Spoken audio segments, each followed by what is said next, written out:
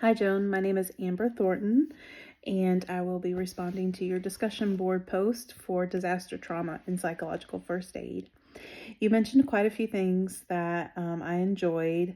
I loved how you emphasized that when a local church or church is preparing for or making a plan for disaster relief, that their strategies both emphasize spiritual and practical support. And disaster behavioral health really emphasizes on the mental health impact that is happening from the result of the physical disaster and impact that it has. It addresses the mental health issues.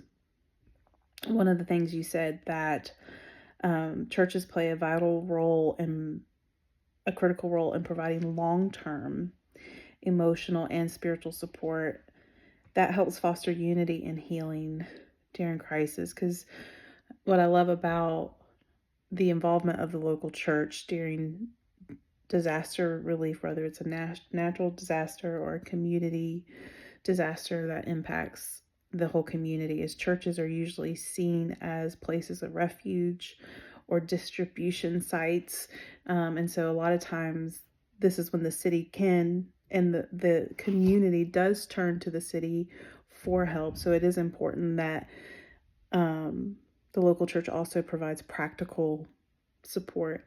But for the long-term emotional support and the spiritual support, it begins most of the time, whether it's their congregation members or members from the city, there's a relationship that's built that usually once the initial impact, specifically for natural disaster happens, you have all of these outside sources that come into the city, and maybe for a period of time they're there, but then after a time they leave and they go back home, or they go back to whoever sent them in, whereas the local church stays and is there and is part of the community.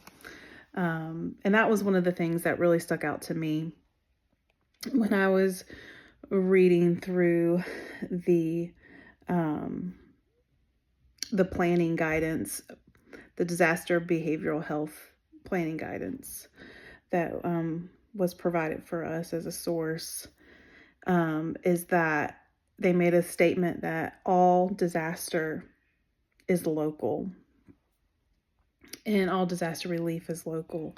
And so it really does begin and impact the local community, and the sustainability of recovery ultimately does happen locally as well. For example, I live near Western North Carolina, and we have a sister church there that is still doing distribution from Hurricane Helene that happened back in September. They still every single day are giving out supplies because there are still people living in storage units because they don't have homes. The roads are still destroyed. So the recovery process, while the local, not the local news, but the national news has somewhat moved on, somewhat, not fully, but a lot of the main relief efforts are now happening within the city. So anyways, I enjoyed dialoguing with your post and look forward to more in the class.